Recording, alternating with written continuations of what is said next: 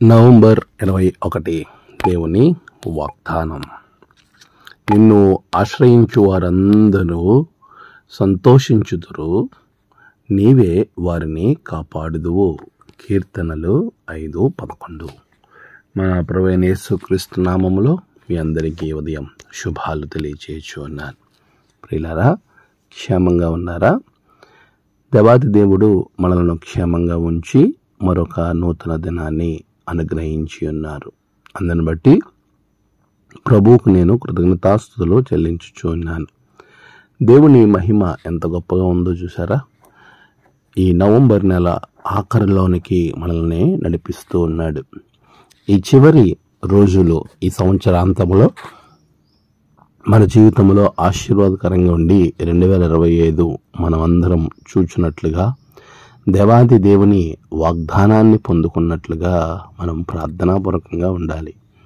అపవాది ఈ సంవత్సరాంతంలో ఎంతో గలిబిలి ప్రతి కుటుంబంలో, వ్యక్తిగతంగా కుటుంబ జీవితంలోనూ అనుగ్రహించటానికి, అంటే వాడు చేయటానికి ఎంతో ప్రయత్నం చేస్తూనే ఉంటాడు.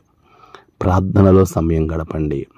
ఆయనను ఆశ్రయించే వారికి ప్రభు ఇచ్చేటువంటి ఆశీర్వాదాలు ఎలా ఉన్నాయో చూసారా? అద్భుతమైనటువంటి ఆశీర్వాదాలు ప్రభువు మనకి అనుగ్రహిస్తూ ఉన్నాడు.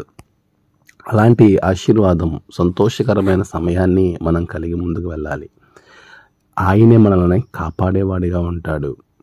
నీకున్న ప్రతి సమస్య, ప్రతి కష్టం, ప్రతి బాధ, వాటన్నిటిలో నుండి నువ్వు తొలగి సంతోషమైనటువంటి సమయంలో 2025లోనికి అడుగుపెట్టడానికి, నీ కుటుంబంలో ఉన్న, నీ వ్యక్తిగత జీవితంలో ఉన్న ఇప్పుడు నీకున్న బాధ తొలగిపోయి సంతోషంగా, ఆనందంగా నీ సమయం ఉండాలి అని అంటే నీవు ప్రభువుని ఆశ్రయించాలి.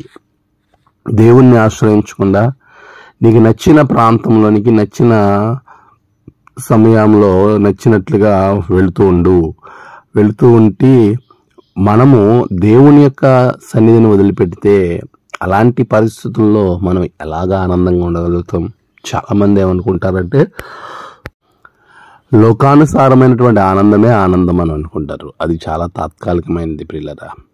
అలాంటి ఆనందం కోసం పరిగెత్తి తప్పిపోయిన కుమారుడు ఏ విధంగా తన సంతోషాన్ని కోల్పోయాడో మనం చూస్తాం.